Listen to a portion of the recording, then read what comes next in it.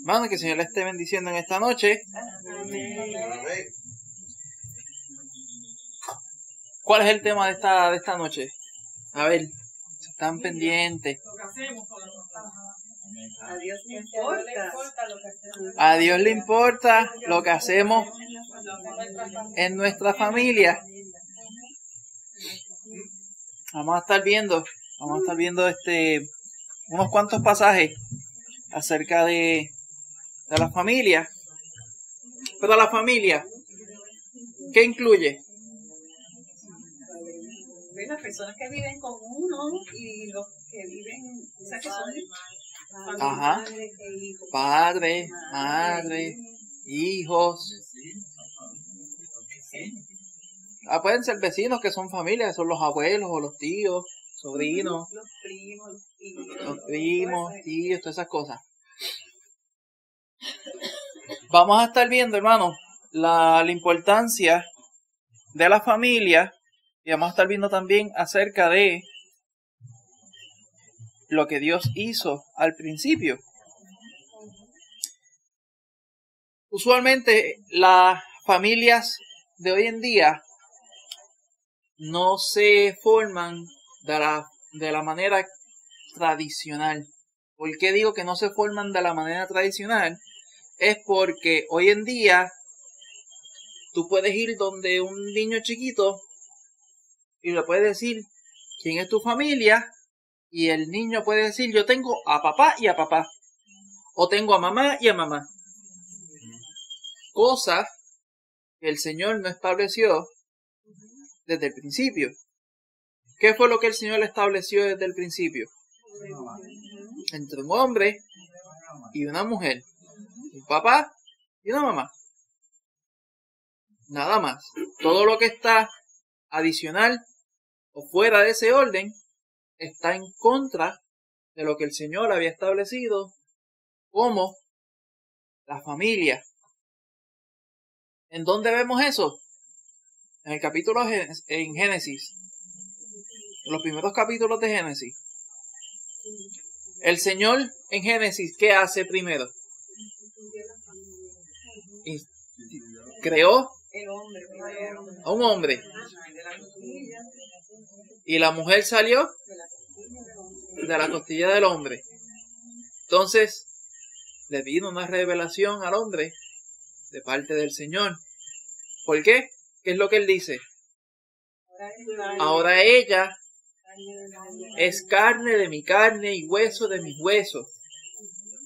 Entonces dice, por lo tanto, el hombre dejará a su padre y a su madre y se unirá a su mujer y serán, ¿qué?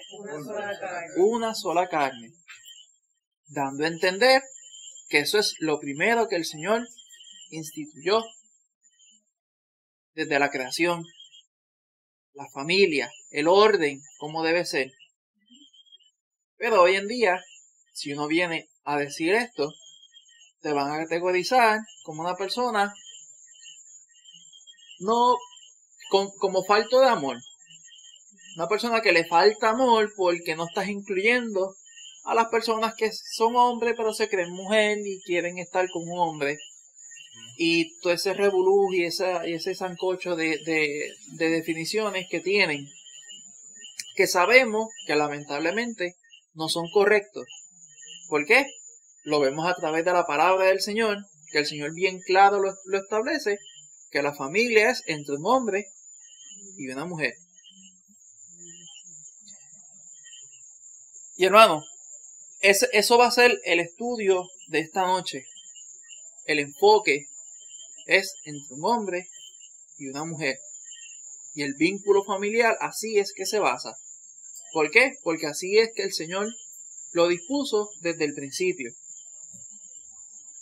Toda persona que tiene problema con eso no está teniendo problema con ninguno de nosotros. ¿Con quién está teniendo el problema? Con el Señor. Porque el Señor fue quien instituyó la familia de esta manera. ¿Amén, hermano? Amén. Pues hermano. Sí. es muy interesante ver, por ejemplo, que si vamos a Génesis, cuando el Señor creó todo, dice que Él lo hizo todo bueno y bueno en gran manera, ¿verdad? Y luego pues creó al hombre, lo puso allí y Él le había dado los animales y toda la creación y todo lo que Él tenía a su alrededor para que Él se deleitara en esas cosas tan hermosas y perfectas que Dios le había dado. Sin embargo, el Señor dice, no es bueno que el hombre esté solo. Y uno dice, pero ¿cómo que solo si tenía todos esos animales y todo eso que Dios le dio para que se deleitara, ¿verdad? Y ahí fue que se ve que era que a él le faltaba esa ayuda idónea, que es cuando Dios entonces crea a la mujer y ahí se instituye la familia.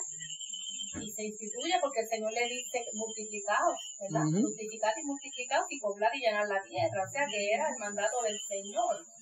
Cuando vemos que el hombre, bueno, desde el principio, ¿verdad? Porque no es que me quiero adelantar, pero sabemos que aún desde bien el principio, si vamos a Sodoma y Gomorra, ya ahí las personas estaban, ya los hombres eran homosexuales, o sea, que estaban pecando contra el Señor en este mandamiento de la familia como tal, ¿verdad?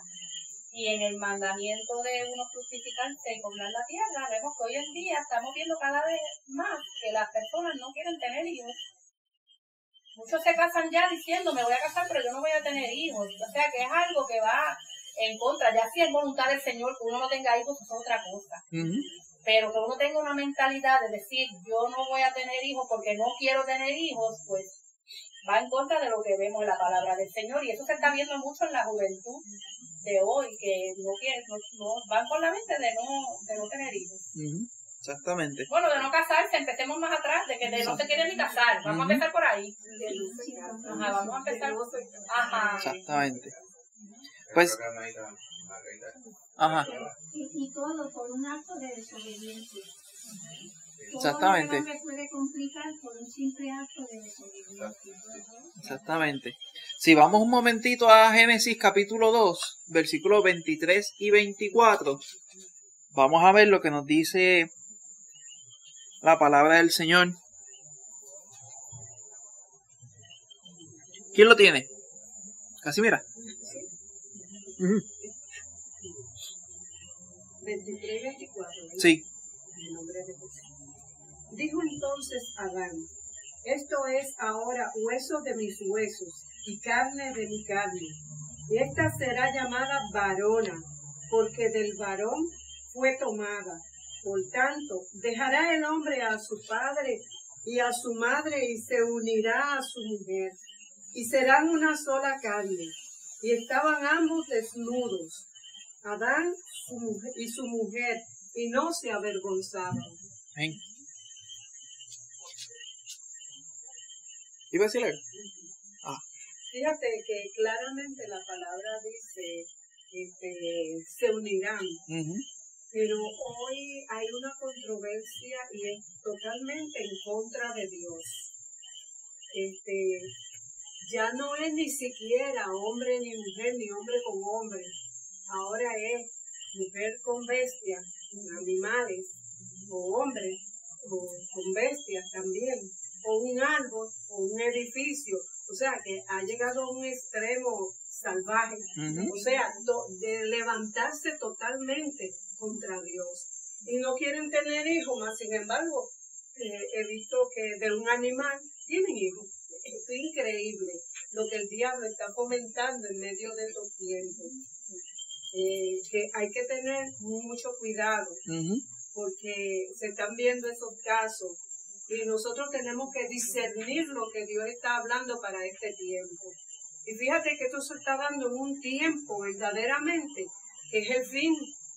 O sea, y está distrayendo la mente y el corazón de mucha gente, porque no quieren escuchar a Dios, pero más sin embargo escuchan todas estas barbaries que hoy se están dando alrededor del mundo y en contra de Dios, en contra de lo que Dios ha creado, que ha sido muy diferente a lo que el hombre está hoy propugnando, a lo que el hombre hoy está forzando, porque el hombre quiere constituirse Dios.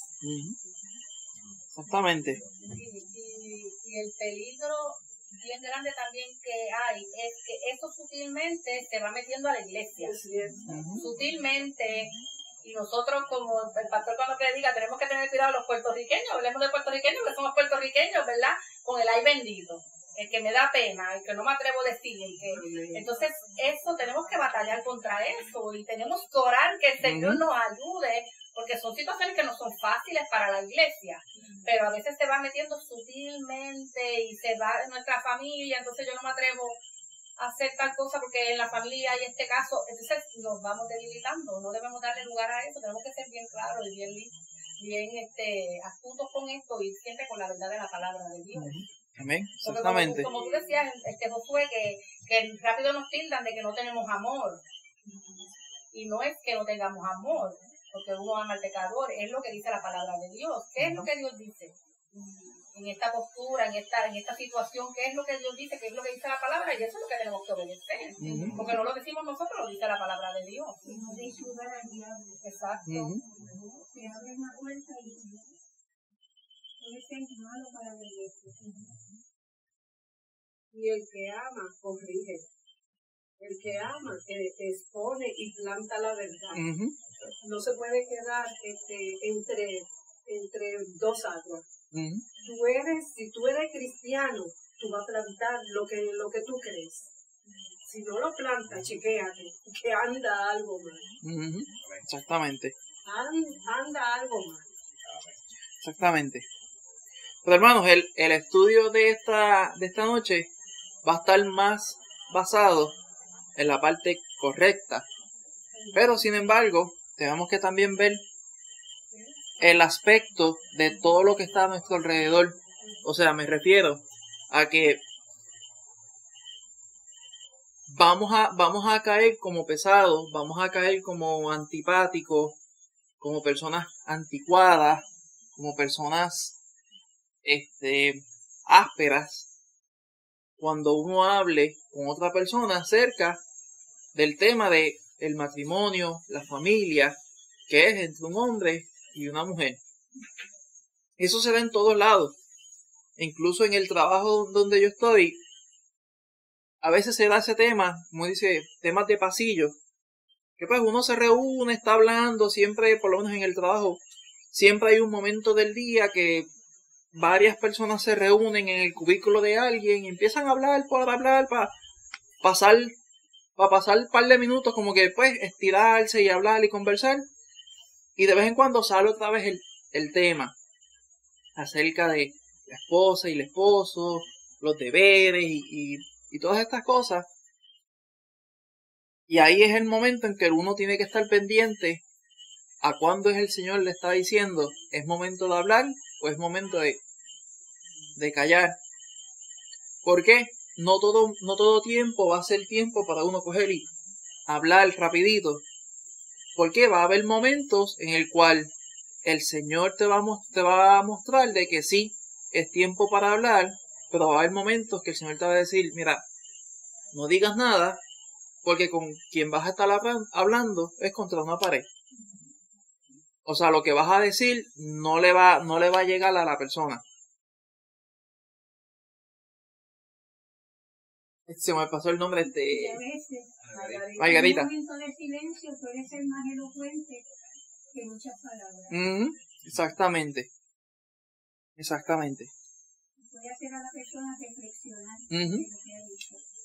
También, exactamente. Pero hermano, vamos a enfocarnos ahora en el tema principal aquí, que es el matrimonio entre un hombre y una mujer. Vamos a ver en Efesios capítulo 5, versículos del 22 al 29, que nos está hablando a la palabra del Señor acerca de esa parte. ¿Alguien que quiera leer esa porción? Efesios 5, 22 al 29. Tito. 22 al 29. Sí. Dice, las casadas estén sujetas a sus propios maridos como al Señor, porque el marido es cabeza de la mujer, así como Cristo es cabeza de la iglesia, la cual es su cuerpo y Él es su Salvador. Así que, como la iglesia está sujeta a Cristo, así también las casadas lo estén a sus maridos en todo. Maridos, amad a vuestras mujeres, así como Cristo amó a la iglesia y se entregó a sí mismo por ella, para santificarla, habiéndola purificado en el lavamiento del agua por la palabra, a fin de presentársela a sí mismo, una iglesia gloriosa, que no tuviese mancha, ni arruga, ni cosa semejante, sino que fuese santa y sin mancha. Así también los maridos deben amar a sus mujeres como a sus mismos cuerpos. El que ama a su mujer, a sí mismo se ama, porque nadie aborreció jamás a su propia carne, sino que la sustenta y la cuida, como también Cristo a la iglesia. Amén. Hermano, y ustedes pensarán, ¿pero qué tiene que ver esto con la familia? Está hablando acerca del esposo y la esposa. Bueno, antes de llegar a los hijos, hay que primero ver a los padres. ¿Cuál es la jerarquía en una familia según como el Señor manda? ¿Quién es lo primero que está? ¿Quién es lo que estaba arriba? Dios. Y después, el esposo. Después, la esposa. Y después, los hijos. Es bien importante tener esto bien claro, hermano. El orden de la familia. ¿Por qué? Hoy en día también se basa de que las familias son familias disfuncionales porque la esposa tiene primero a los hijos antes que al esposo. Ustedes pensaban, pero que entonces no ama tanto al esposo, sino que ama más a los hijos. Sí, hay situaciones, hay familias al cual el marido, el esposo, después que nacen los hijos, llega a ser más abajo que el perro de la casa en cuestión de importancia. Uno se ríe, pero es lamentable, se ve, y es algo que se ve mucho más en la juventud de hoy en día. Nosotros como hijos de Dios tenemos que tener esto bien claro, que la esposa se debe al esposo y el esposo se debe a Dios. Aquí Pablo le está escribiendo la carta a los Efesios, indicándole esta misma jerarquía en la familia. Le dice: las casadas estén sujetas a sus propios maridos, como al Señor, porque el marido es la cabeza de la mujer, así como Cristo es la cabeza de la iglesia, al cual es el cuerpo, y Él es su Salvador. Aquí hay que entender, hermano, al tiempo que Pablo le está escribiendo esta carta a los Efesios, estaba pasando una situación tremenda, y era que las esposas, las mujeres, no querían obedecer a sus maridos, no querían sujetarse a sus maridos por cualquier razón que fuera. Y los maridos, los esposos, también estaban teniendo problemas con sus mujeres. Ahora, hoy en día todavía esto es válido para las familias hoy, 2025. Y ahora es mucho más fuerte. ¿Por qué? Porque Satanás sabe que esta es la patita donde cojea casi todo matrimonio, donde empieza a ver la discrepancia en que ya el esposo no vale nada para su mujer, pero también el esposo entonces no está mostrando amor hacia ella. Lo que quiero llegar a cabo, hermanos, es que aquí la palabra nos deja bien claro: si nosotros somos hijos de Dios, y aquí le está hablando a las mujeres, a las féminas, si ustedes se sujetan al Señor, de la misma forma que ustedes se sujetan al Señor, deben sujetarse a sus maridos. De la misma manera que se sujetan al Señor, deben sujetarse a sus maridos. ¿Por qué? Así es que lo está mandando el Señor. Pero eso es bien importante porque se ve también, ¿verdad?, aún entre matrimonios que, vamos a decir, se llaman cristianos, ¿verdad? Que la esposa, no quiere sujetar a su esposo. Y hay que explicar lo que es sujetar. Sujetar no es que el esposo es el mandón de la familia. El esposo, si la hija de Dios conceptúa que Cristo es un mandón, entonces hay un problema, ¿verdad? El esposo tiene que ser como Cristo en la casa. O sea, el esposo tiene un reto tremendo en representar a Cristo Jesús en su hogar. La esposa entonces le toca sujetarse a su esposo, porque la esposa, si es cristiana, está sujeta a Cristo, al igual que su esposo. Así que sería una contradicción que alguien, o sea, una esposa cristiana diga: yo no me puedo sujetar a mi esposo, pero me sujeto a Cristo Jesús, porque es exactamente lo mismo, la misma expectativa. Igualmente el varón dice: no, yo amo a Cristo, que me tiro por un barranco en el nombre de Cristo, pero entonces yo amo a su esposo, que la tiene al lado todos los días. Es una contradicción de términos. Todo tiene que ser, como digo yo, bien pareadito en la vida, en la familia, como tú dices, y en la vida espiritual, en la relación con nuestro Señor. Exacto. Exactamente. Y también nos dice acá acerca del esposo. Dice: maridos, amad a vuestras mujeres, así como Cristo amó a la iglesia y se entregó a sí mismo por ella. Dice: para santificarla, habiéndola purificado en el lavamiento del agua por la palabra, a fin de que, ¿qué? De presentársela a sí mismo, una iglesia que gloriosa, que no tuviese que ni mancha, ni arruga, ni cosa semejante, sino que fuera ¿qué? Santa y sin mancha. Tremenda cosa que tiene el hombre para poder cumplir. El amor del esposo santifica a la esposa, o sea, la hace, de forma que el esposo ama a la esposa, la hace cada día más exclusiva para él, y es para ella, como Cristo es para nosotros, nosotros para Cristo. Exactamente. Y no sé si están viendo de que ambas cosas van de la mano, una de la otra. Ambas cosas, tanto el esposo y la esposa tienen sus roles, tienen sus deberes, y el Señor muestra bien claro cuáles son las expectativas de ellos en cada uno de sus roles. Amén. Casimira. Sí, hoy día estamos en este tiempo.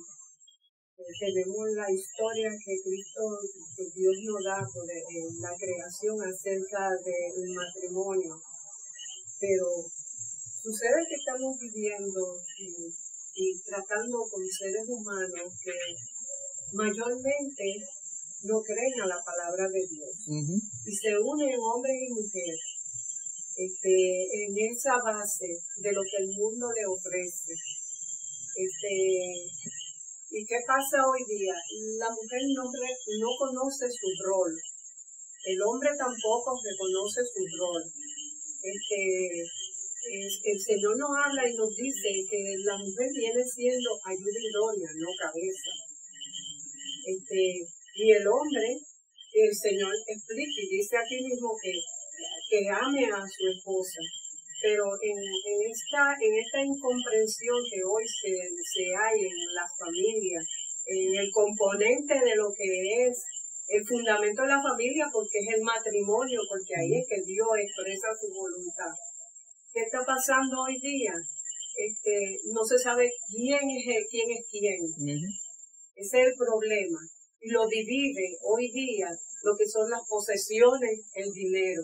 No hay un concepto de espiritualidad, de por qué estamos uniéndonos. Nos unimos, ¿por qué? Por posesiones materiales, porque en verdad no hay un amor que verdaderamente le una, porque es increíble cómo hoy se casan y a los 2 o 3 meses o a una semana se están divorciando. Entonces, no hay un fundamento. Entonces, cuando no hay ese fundamento, uno de los dos quiere ejercer poder sobre el otro. Y aquí es que tenemos la diferencia. El hombre tiene que ser el arma que Dios usa para mostrar su amor. Por eso es que Dios escoge al hombre y lo pone como cabeza, para que Él manifieste lo que es de Él en medio de su hogar, en medio del compartir con su compañera. Dios no lo pone como uno que va a ejercer una hegemonía. Aquí yo soy el que mando, y como hay por ahí el tipo llamado machista, el machismo. No, Dios trae el concepto de Él. El hombre va a manifestar el amor de Dios a través de Dios va a manifestar su amor a través de ese hombre en el hogar. En momentos de dificultades, ¿para qué está la mujer? El vaso frágil, como dice la palabra. Vaso frágil, ¿para qué? Para que ayude, sea de ayuda al hombre. No para hostigarlo, lo que yo quiero, quiero casa, quiero esto, quiero lo otro. Ese es el fracaso hoy día de muchos matrimonios, que están enfocados en el materialismo, en lo que yo quiero. Desde el 1960, que empezó el movimiento feminista, eso ha sido una desgracia para la humanidad, porque la mujer se cree que tiene supremacía sobre el hombre, y no es así. Ella va a estar sujeta ¿a qué? A lo que Dios comunique a esa familia a través del hombre. Y ella, en momentos de necesidad, de prueba, de situaciones difíciles, de dolor, ella va a manifestar lo que es la ayuda, traer el consejo apropiado en medio de la escasez, en medio de cualquier situación que venga en medio de la familia, porque sabemos que la familia es un órgano que Dios instituyó, y el diablo siempre va a estar hostigando la familia para destruirla. O sea, el ente ahí que Dios usa es el hombre. La mujer es la ayuda que conecta con el pensamiento y la voluntad de Dios. Amén. O sea, exactamente. Que el problema hoy es serio, porque los fundamentos que hay en los hogares son puramente materialismo, egoísmo, pleito, contienda, división. Dios no se va a manifestar en un hogar en ese estilo. Exactamente. Margarita, ¿Ah? hace unos cuantos años, yo he vivido bastante, ¿verdad? Pero hasta en la escuela se enseñaban parte de esos valores.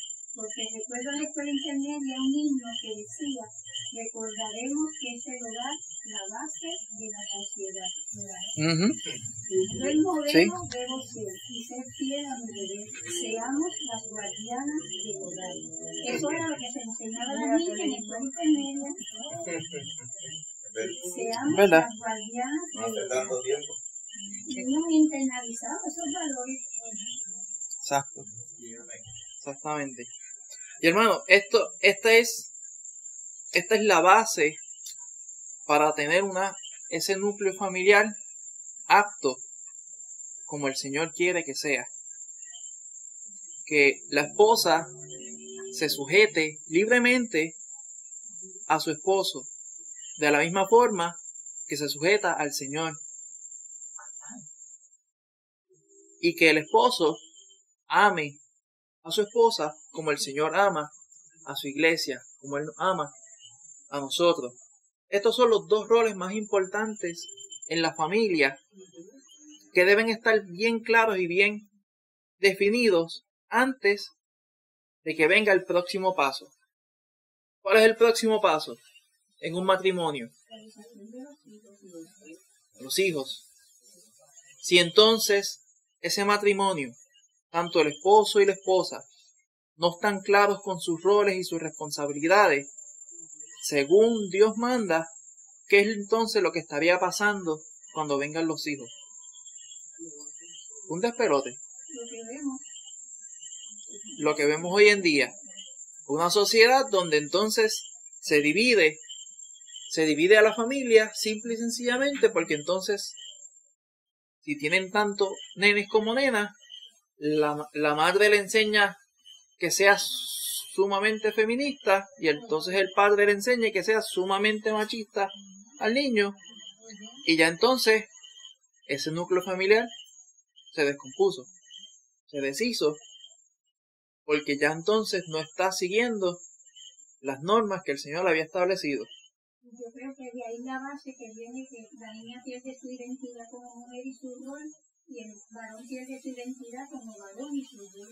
Exactamente. Y eso vemos, la sociedad pues está abajo. Exactamente. Y eso es lo que pasa hoy en día. Que las niñas las están criando ya para que estén listas para el divorciarse. Ya las preparan desde pequeñas a valerse por sí mismo, pero con la intención de que no tengan que depender de ningún hombre. Y eso es una enseñanza completamente diabólica. Exactamente. Eso no viene del Señor. Entonces, tergiversan la palabra, porque primero piensan que los roles es el hombre es el que manda y la mujer es la que se sujeta debajo, que no puede ni hablar. Eso es lo que la gente en general dice, ¿verdad? Eso es lo que dicen, y entonces se predica más de que la mujer se someta, la mujer se someta. Si uno va bien a la palabra, que es lo que estábamos leyendo ahora, si yo lo leo de aquí, yo veo que la responsabilidad mayor la tiene el hombre. El hombre. Y a veces dicen, no, él la tiene fácil porque él hace lo que quiera y la mujer tiene que someterse. Eso no es así. Porque esa es la mentalidad completa del mundo. Pero como decía el pastor ahorita también, ¿dónde está Dios? Yo digo a veces, ¿dónde está Dios cuando veo estos problemas en los hogares? Porque a veces estas cosas tú las ves pasando en matrimonio cristiano. Tú dices, yo digo, ¿dónde está Dios? Porque si Dios está en el hogar va a funcionar como dice la palabra. Si de verdad uno está humillado al Señor, ¿qué va a pasar con mi esposo? Mi esposo me va a amar como Cristo va a la iglesia. Claro que me someto felizmente porque yo estoy amada por él y me voy a someter, pero claro, hay mujeres que dicen que mi esposo no me trata bien para yo someterme a él. Pues, pero entonces el esposo pues no está sirviendo al Señor. Puede haber esos casos porque hay matrimonios que tienen una de las parejas quizás no cristianas. Como quiera, la Biblia manda a que la mujer se someta al hombre inconverso, ¿verdad? Ya eso sería otro estudio, ¿verdad? Pero vemos unas cosas que es que la gente las cambia para su propia conveniencia. Porque aún la mujer misma, Dios le dio su rol. Y si nosotros vamos, por ejemplo, a la parte en Proverbios de la mujer virtuosa, habla que la mujer hace muchas cosas. Que de hecho habla hasta que al hombre lo conocen por la esposa que tiene, según lo que habla la palabra de Dios. O sea que el papel de la mujer es sometida a él, pero también tiene un problema, un papel, como decía la hermana, que puede ser consejera, tiene un rol que Dios le dio como madre de sus hijos, de criar a los hijos, o a otros. Usted quizás no tuvo hijos y tiene sobrinos o tiene otras personas en las que usted es de importancia, ¿verdad? En la crianza también, ¿verdad?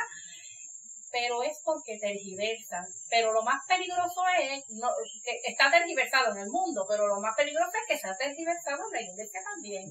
Y todos esos roles han cambiado. Porque ahora entonces vemos, los hombres en las iglesias están sentados y las mujeres son las que están teniendo las posiciones que Dios en ningún lugar de la palabra le ha dado para que tengan. Entonces, los dos están fallando ahí, en los roles que Dios ha dado, ¿verdad? Exactamente. Y entonces pasa de que cuando entonces ya vienen los hijos al panorama, ahí la cosa se pone mucho más difícil. ¿Por qué? Porque entonces hay una vida que ambos padres y madre van a rendir cuenta delante del Señor. Vamos a ir un momentito a Salmo 127, versículo 3. Sí. Disculpa que me vino algo a la mente también, que tú estabas diciendo al principio que llegan los hijos, entonces la mujer se enfoca tanto en la crianza porque hay que dedicarle un tiempo y en ese aspecto puede descuidar al hombre o a ponerlo por poco, ¿verdad? Entonces quizás el mal del hombre quizás es que entonces el trabajo viene siendo primero que el hogar, porque entonces en el hombre puede ser su debilidad el trabajo, porque por lo menos Tito me cuenta que tiene compañeros de trabajo que no viven en el trabajo y ellos no quieren ni llegar a su casa. Entonces, pues ya vemos que son hogares disfuncionales, porque el que ama estar en su hogar quiere salir del trabajo rápido para llegar a su casa, ¿verdad? Exacto. Y estar allí. Entonces esto te lo está poniendo el mundo mismo, porque como decía la hermana Casimira, todo es en lo material. Porque entonces el esposo dice, no, pero es que yo tengo que trabajar y tengo que trabajar porque si no, no tenemos la casa que tenemos, no tenemos el carro que tenemos. Entonces se va el enfoque completo. Nos puede pasar a nosotros. Por eso el peligro aquí, la enseñanza es que nos veamos nosotros en ese espejo. En que digamos, Señor, que yo no me desvíe de ese lado porque el mundo me quiere llevar a eso. No, entonces ponemos de excusa eso, ¿no? Queremos tener las riquezas de este mundo, queremos tener lo que el mundo nos pone, y entonces eso es, bueno, ay, yo no quisiera hablar tanto, ¿verdad? Pero es que yo tengo tantas vivencias y cuento, porque Tito me decía, mira, yo tenía mujeres que trabajaban con él, que siempre estaban sufriendo porque los nenes se le enfermaban y se los cuidaba la mamá o se los cuidaba el otro, y Tito le decía, pero no trabaje porque el esposo tenía un buen trabajo. No, porque entonces no puedo tener el carro, no podían, era por tener carros de las marcas europeas y vivir en tal lugar, en tal urbanización, porque aunque el esposo ganaba bien, podían vivir con ese sueldo, pero ellas querían más. Entonces esos niños pudieron haber tenido una madre en su casa porque no era que tenía una necesidad, porque yo no estoy hablando, hay casos de mujeres, yo no estoy hablando de eso, de que hay una necesidad y a veces sí, eso, ¿verdad? Eso es individual, con el Señor. Pero cuando uno ve que si no hay una necesidad y uno la está haciendo, pues hay otro fin. Y vemos que mucho, por lo menos en la experiencia de él en el trabajo, era el materialismo, era el poder vivir, o a veces la competencia de que quién tenía mejor, porque yo también he sabido muchos casos de que esposos que compiten, quién gana más, y eso de verdad. Exacto. Que eso se ve. Y también hay esposos que quieren que la mujer trabaje porque sí, porque no las quieren, dicen que no las quieren vagueando en la casa en una bata, y piensan que estar en la casa, piensan que estar en la casa en una bata y desgreñado y no haciendo nada y vagueando y durmiendo. Eso es lo que pasa, es que es lo que el mundo nos está llevando. Sí. Ya no se le enseña a las niñas, ay, perdón que me desvíe tanto, pero ya todo es a progresar y a hacerse.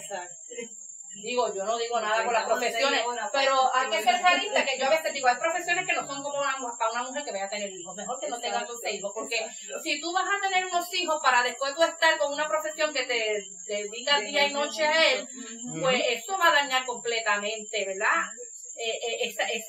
Entonces ya a las niñas no se les enseña como de que el deseo cuando crezca es que me quiero casar con un hombre que me ame y me cuide, eso tú no lo oyes ya.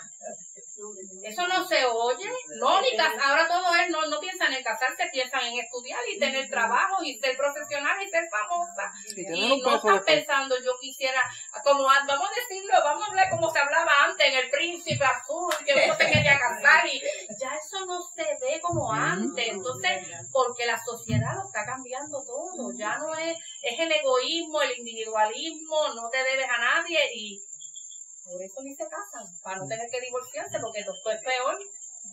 Y ahora, lo nuevo también las capitulaciones, porque se casan y lo tuyo es tuyo y lo mío es mío, y allá tú haces con lo tuyo lo que tú quieras, y eso no se debe dar en un lugar del Señor, eso no se debe dar. Todos esos argumentos vienen del movimiento feminista de 1960. Uno de los argumentos que ponían las mujeres para liberarse del matrimonio, del hogar, era que ellos no querían ya cuidar a sus hijos, que ellas querían trabajar. Eso era una de los acá que habla del movimiento del feminismo, y que ellos ahí fue que empezó entonces a surgir lo que son los centros de cuidado de niños, porque no querían las mamás tener que ver con la educación de la liberación femenina. Exacto. Con todo ese movimiento vino todo lo del aborto y todas esas cosas que vemos ahora, eso fue por ese mismo movimiento. Sí. Todos esos pecados que desde arriba se va dejando la palabra de Dios. Está bien que el mundo lo haga así, porque es que podemos esperar, ¿verdad? Cuando alguien no tiene noción ni llama a Dios, pero hablando de lo que estamos dentro del creyente y su familia y su cosas, pues tiene que estar todo correcto. Y hay que pagar un precio. El precio principal es el modelo de nosotros, no es el mundo, es lo que dice la palabra de Dios. Exactamente. Bueno, Anito, Salmo 127, versículo 3. Casi mira. Sí. He aquí, herencia de Jehová son los hijos, cosas de estima, el fruto del vientre. Amén. Herencia de Jehová son ¿qué? Los hijos. El Señor es quien los da y eso es una bendición de parte del Señor. El tener hijos es una bendición de parte del Señor. Pero también es una responsabilidad sumamente grande. ¿Por qué? Porque la vida de esos niños le va a caer sobre el padre y la madre, en cómo los están criando, en cómo los van a encaminar, y más aún cuando tanto el padre y la madre le pertenecen al Señor. Ya ahí, eso es algo totalmente diferente. ¿A qué me refiero? A que el Señor sí va a rendirle cuenta tanto al padre y a la madre por la vida de esos niños y cómo ellos manejaron a esos niños en la crianza, en la enseñanza, en sus roles, en hablarle del Señor, en todo. El Señor le va a rendir cuenta a ellos por esos hijos que tienen. Y esos hijos pueden convertirse en una bendición grande, como también pueden convertirse en una maldición. ¿Por qué? Si el padre y la madre no los crían de acuerdo a lo que el Señor ha establecido, ¿qué es lo que va a suceder? Van a hacer dolor de corazón al padre y a la madre. Van a hacerle angustia en vez de ser bendición a los padres. Pero ese es el pago de su descuido. Pero exactamente, esa va a ser la recompensa, esa es la consecuencia de tomar malas decisiones y decisiones que después que se toman difícilmente es poder arreglarlas. Solamente el Señor es quien las puede arreglar. Sí. Yo tengo el testimonio de una madre que yo me le acerqué presentándole al Señor y presentándole a su hijo también el Evangelio, y ella se opuso, no quiso, resistió, hizo todo lo posible, y hoy día tanto ella como el hijo están en una condición insuperable. Y yo me da tristeza porque veo la condición y el rechazo que ella puso para que él no aceptara a Cristo, para que él no buscara de Cristo, fue algo bien que me dolió. Pero hoy veo la consecuencia de tú rechazar a Dios, rechazarlo en tu hijo, que es lo mejor que puede tener un niño hoy día, y tú rechazarlo y oponerte a Dios, con una oposición feroz, y hoy los dos dan pena, verdaderamente dan tristeza. Sí. Él es más joven que ella, su mamá, y los dos tienen problemas mentales. Sí. Como dice la palabra, el Señor va a visitar tercera y cuarta generación de los que la aborrecen. Pues hermano, vamos a ir a Efesios capítulo 6, versículos del 1 al 4. Necesito un voluntario para esta porción. ¿Quién dice yo? Angie. Entonces, Rosana, la próxima porción. Efesios 6, 1 al 4. Hijos, obedeced en el Señor a vuestros padres, porque esto es justo.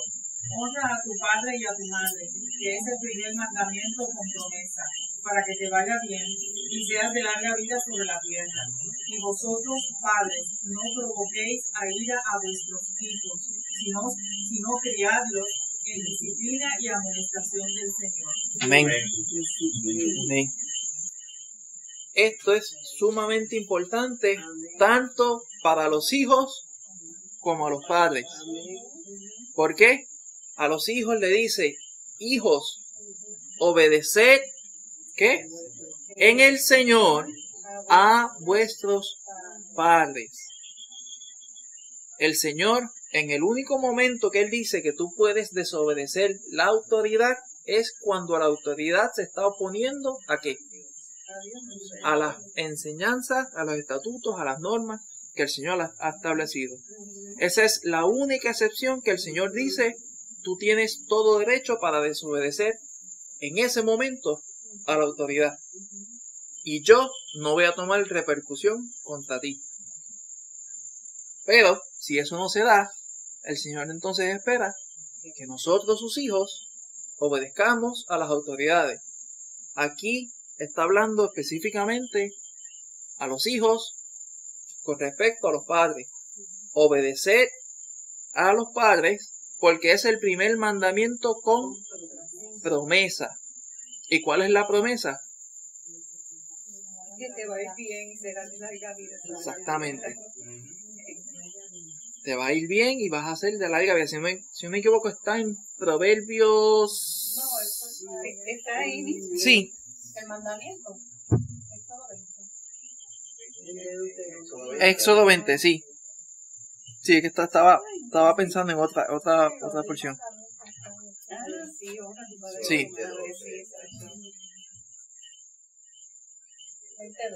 Uh-huh. Y dice acá, no solamente a los hijos, pero también dice, y vosotros, padres, no provoquéis a ira a vuestros hijos. Perdón, que vino un olorcito bien bueno de allá. Se murió una iguana, un lagartijo, un ratón o algo así. Acá también le está diciendo a los padres que no provoquen a ira a los hijos. A eso se está refiriendo al momento de corregir al niño o a la niña, al hijo. No estar como el matapiojo. Se refiere, lo que está diciendo es que no la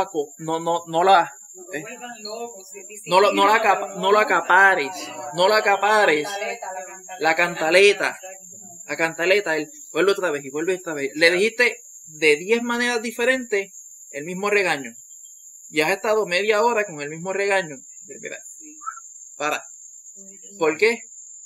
Porque entonces ese regaño, si sigue así, lo que va a pasar es que entonces el niño ya en un momento va a trancar, no va a querer escuchar y lo que va a hacer es ignorar por completo lo que le están diciendo. Esa es la razón por la cual el Señor muestra y dice que no provoquéis a ira a vuestros hijos. Ser preciso, directo, criarlos en disciplina, pero no cegarse por esa disciplina, no cegarse o afanarse por corregir a sus hijos, al niño cuando la situación no lo amerita. Es tener sabiduría, ser justo. Exacto. Exactamente. A veces pasa que los castigan por algo que en realidad no pueden mirar. Fue uno y el otro. Exacto. Hay que tener esa sabiduría para ser justo. Exacto. Y como dice, criarlos en disciplina y amonestación del Señor. Porque esto es algo, le habla a los hijos, pero también le está hablando a los padres, para que sean justos. De la misma forma que el Señor es justo con nosotros, cuando nosotros entonces hacemos las cosas que al Señor no le agradan. Cuando nosotros desobedecemos al Señor, el Señor no está con la cantareta, como el matapios ahí encima, dale que es tarde, dale que es tarde, dale que es tarde, y dale que es tarde. Sino que Él es preciso. Viene, guápete, te da el jalón de pelo, y con eso es suficiente para que uno enderezarse. Pues lo mismo, el Señor espera que los padres hagan con sus hijos. Que sean justos, que vayan directos a poder disciplinarlos, pero de una manera correcta. Para también, esto va a mostrar paciencia de los padres, porque van a haber momentos al cual realmente la disciplina viene aquí al asunto, o es solamente una situación leve. Me refiero a que el padre tiene que tener sabiduría para saber cuándo es el momento correcto para poder disciplinar. Y eso solamente viene a través ¿De qué? De la palabra del Señor y del Señor. De uno estar en comunión con el Señor. De uno estar aferrado al Señor en todo tiempo y en todo momento. Ahí es que el Señor entonces le va a dar sabiduría a uno para poder tomar entonces la acción correcta en el momento correcto. Amén, hermano. Amén.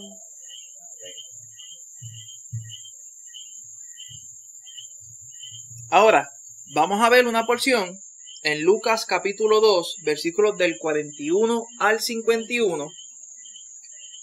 Una porción al cual vamos a ver cómo es que entonces Jesús, siendo niño, pasa por una situación al cual entonces para los padres no era muy agradable. Sí, Rosana. Lucas 2, 41 al 51. Iban sus padres todos los años a Jerusalén en la fiesta de la Pascua. Y cuando tuvo 12 años, subieron a Jerusalén conforme a la costumbre de la fiesta. Al regresar ellos, acabada la fiesta, se quedó el niño Jesús en Jerusalén sin que lo supiesen José y su madre. Cuando le vieron, se sorprendieron y le dijo su madre: Hijo, ¿por qué nos has hecho así? He aquí tu padre y yo te hemos buscado con angustia. Entonces él les dijo: ¿Por qué me buscabais? ¿No sabías que en los negocios de mi padre me es necesario estar? Mas ellos no entendieron las palabras que les habló. Y descendió con ellos y volvió a Nazaret y estaba sujeto a ellos. Lucas 2. Sí, sí. Hasta el 51. Hasta el 51. Sí. Sí. Hey, en el libro lo corta. Sí, lo corta. Sí. En esta situación, hermano, uno lo lee y uno lo lee muchas veces. Y, sí, pues el Señor y se perdió y ya lo encontraron y ya está, se acabó. Vamos a montarnos, vamos a estar en las chancletas de los padres. Estamos en un lugar donde esto ni se imagina que esto va a existir. El teléfono. Estamos en un lugar donde la luz eléctrica tampoco existe. ¿A qué voy con esto? Un lugar donde la única luz que se va a poder ver es o la luz del sol o de noche si alguien tiene una antorcha, una lamparita.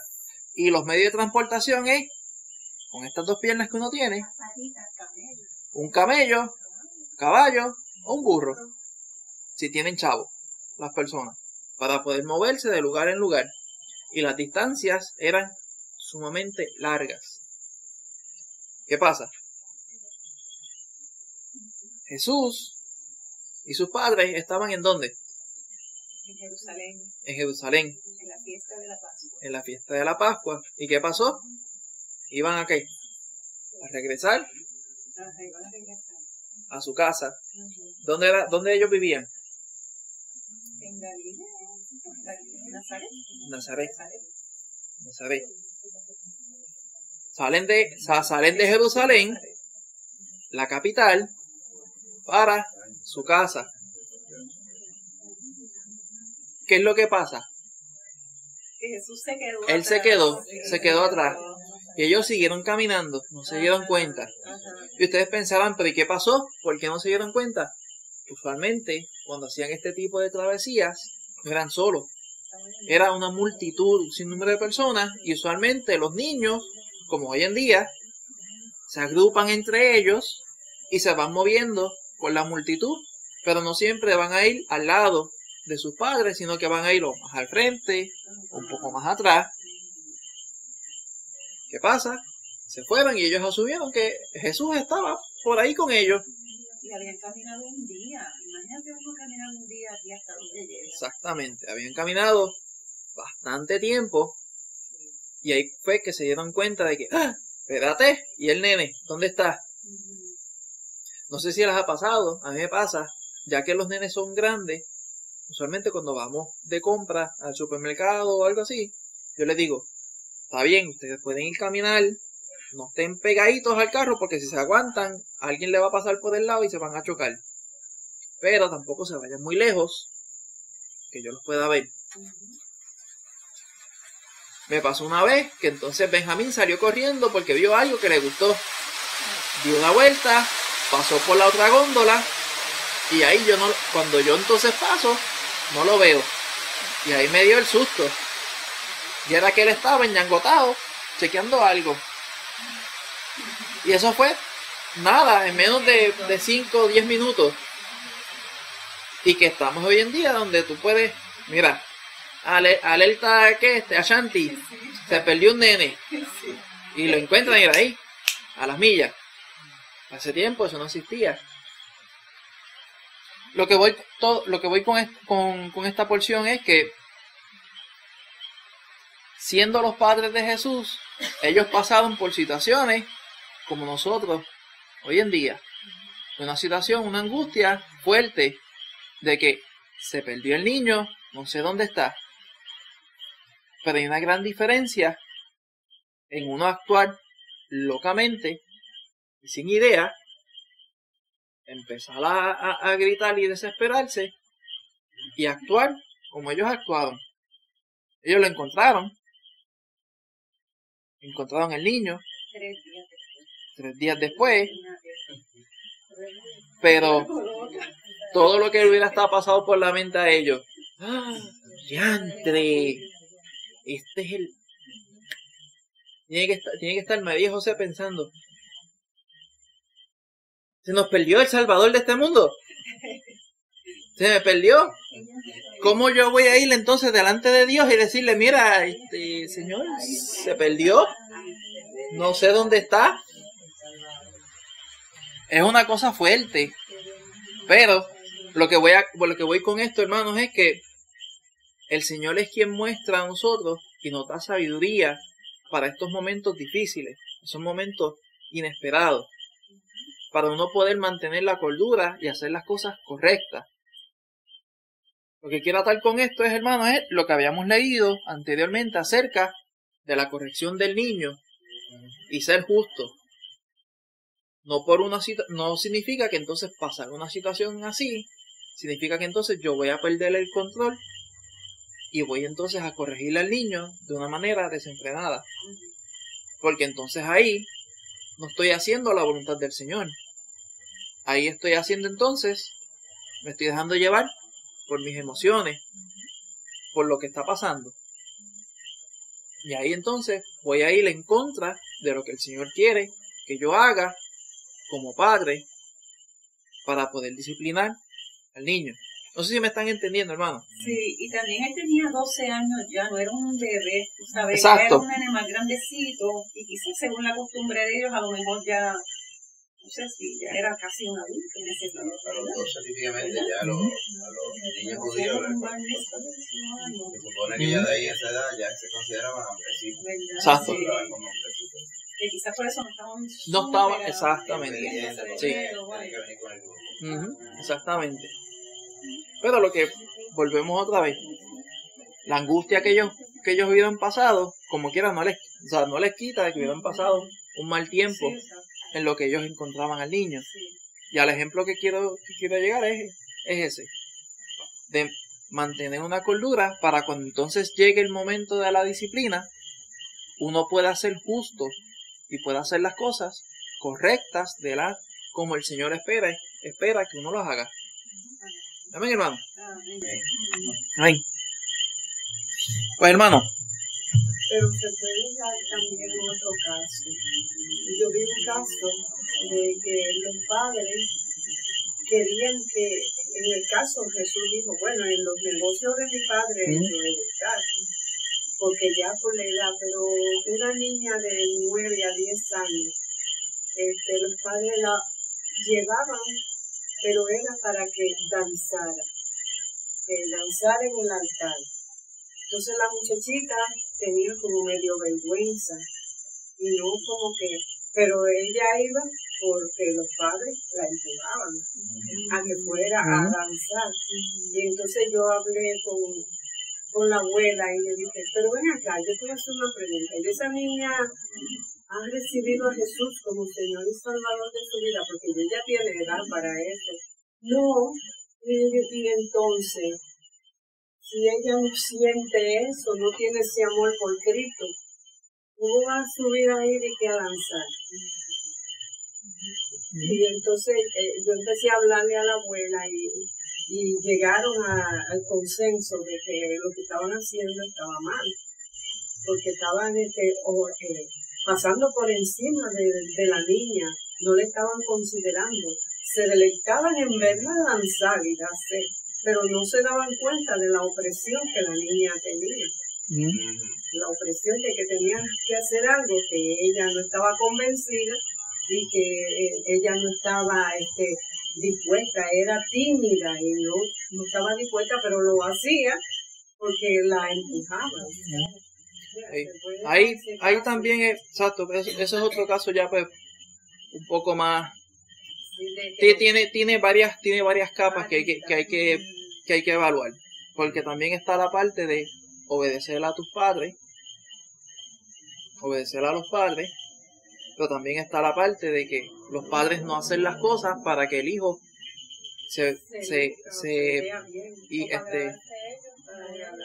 exactamente. Exacto. Eso es una situación pues aparte, un poquito más fuera de acá del estudio. Pero yo me baso en que dice que el padre no, como dice el que no exagere. Exacto. Sí. Exacto. Pues hermano, vamos. Ajá. También que aquí también en esta parte es bien importante el versículo 51 que dice: y descendió con ellos y volvió a Nazaret y estaba sujeto a ellos. O sea que el niño, jovencito ya, estaba sujeto a sus padres terrenales. O sea que vemos cómo Jesús también nos da ejemplo de que él, siendo Dios mismo, ¿verdad?, estaba sujeto a los padres que Dios le dio terrenales, ¿verdad? O sea que le decía a sus padres. Exactamente.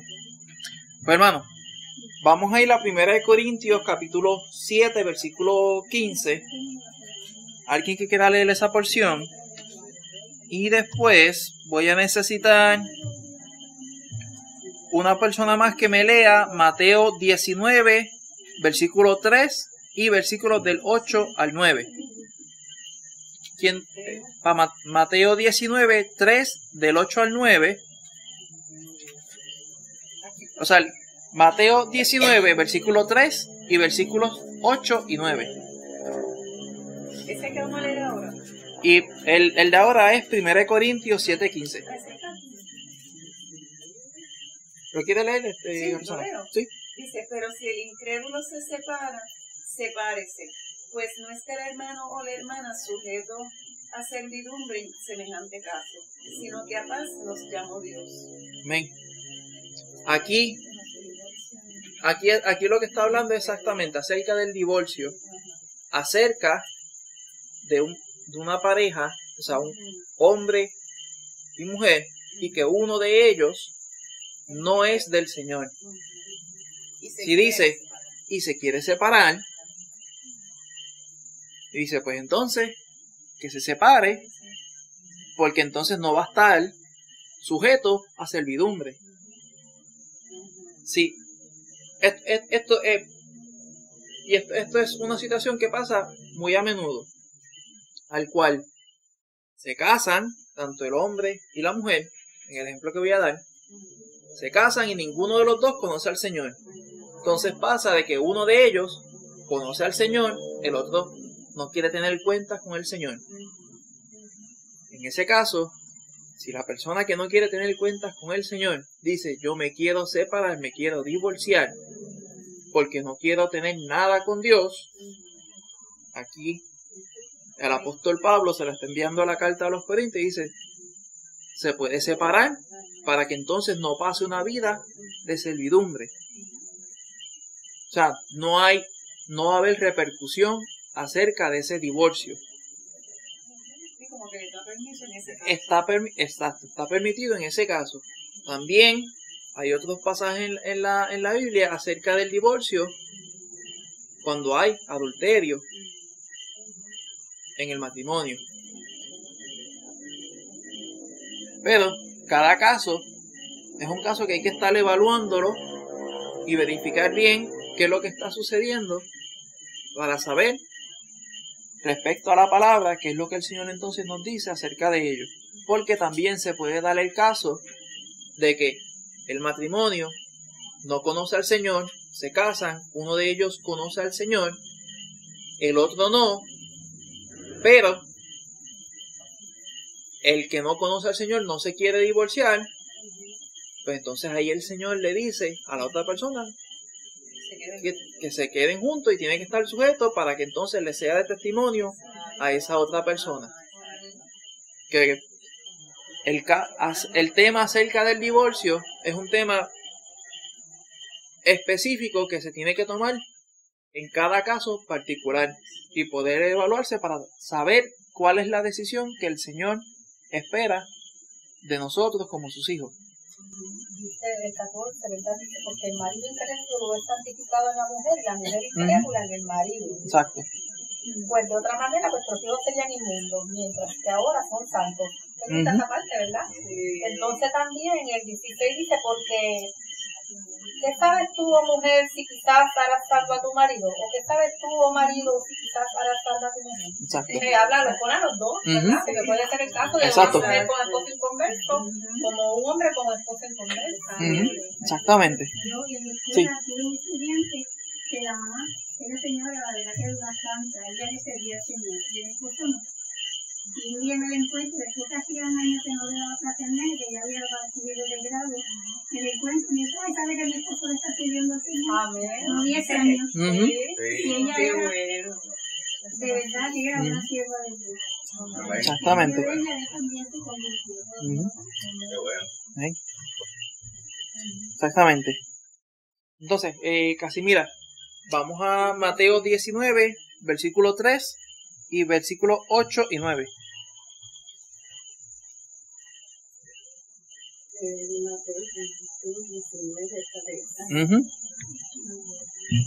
Entonces vinieron a él los fariseos tentándole y diciéndole, ¿es lícito al hombre repudiar a su mujer por cualquier causa?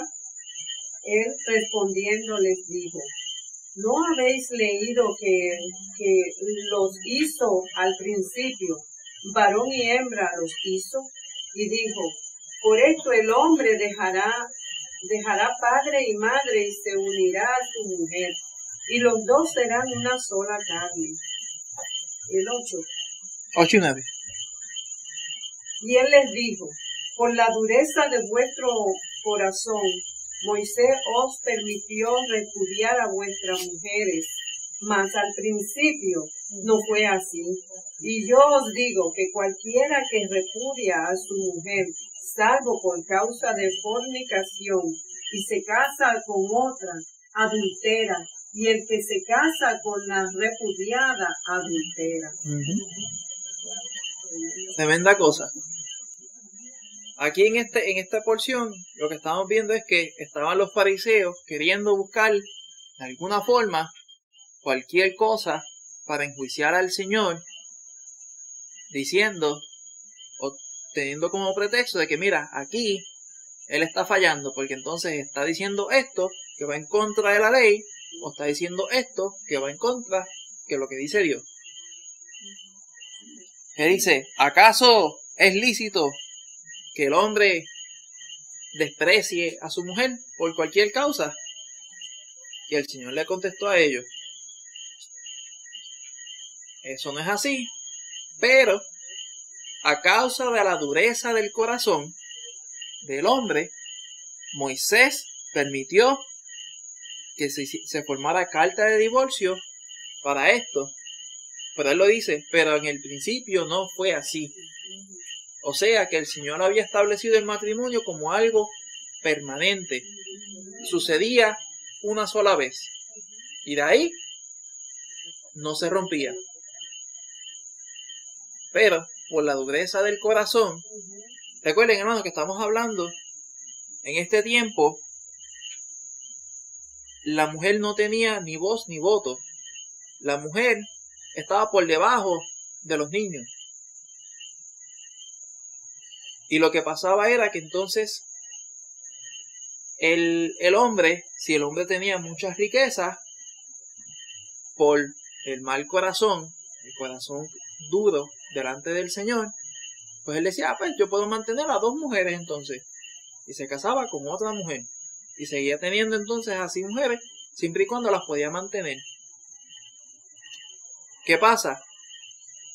Para el tiempo de Moisés, Moisés le permitió carta de divorcio para beneficiar a la mujer, no al marido, a causa de que ya cuando entonces ese hombre se cansaba de esa mujer, la vida de esa mujer era casi imposible de sobrellevar.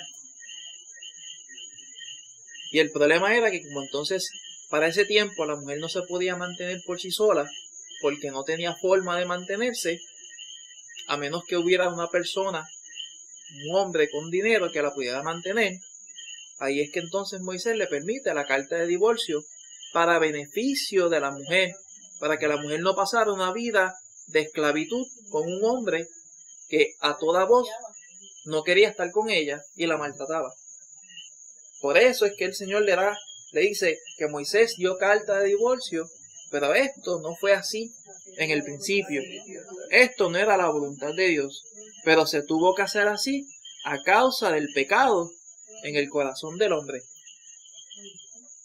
Y esto va en contra de lo que hemos estado viendo, que es la familia, como el Señor lo ha establecido, que es entre un hombre y una mujer. Entonces, el hombre es la cabeza del hogar y la mujer está sujeta al hombre de la misma manera que está sujeta a Cristo. Este es el fundamento de una base familiar, del núcleo familiar como el Señor lo había establecido desde el principio en el Génesis. Amén, hermano. Amén. Hermanito, tenemos unas preguntas, pero voy a ser rápido con ellas porque ya nos hemos extendido un poquito.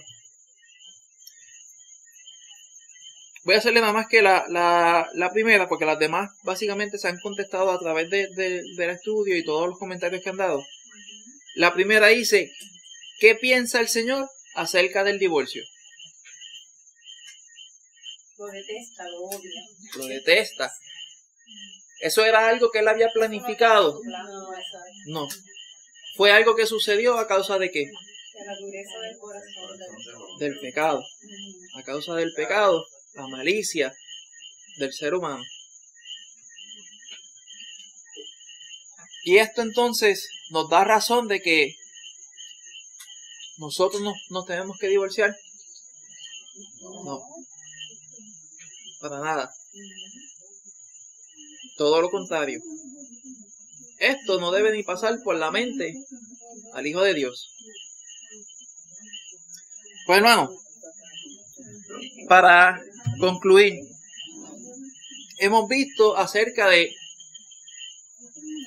los roles en la familia, el rol del hombre y de la mujer, la importancia de los hijos y de poder criarlos de una manera correcta y sabia. Y ahora les hago la pregunta, ¿a Dios le importa lo que hacemos en nuestra familia? Sí. Le interesa, le importa mucho. ¿Por qué? Porque esto fue lo primero que Él estableció después de crear al hombre y la mujer. Pues hermano, el versículo para memorizar es en Filipenses 2:8, que dice, y hallándose en forma de hombre, se humilló a sí mismo, haciéndose obediente hasta la muerte y muerte de cruz.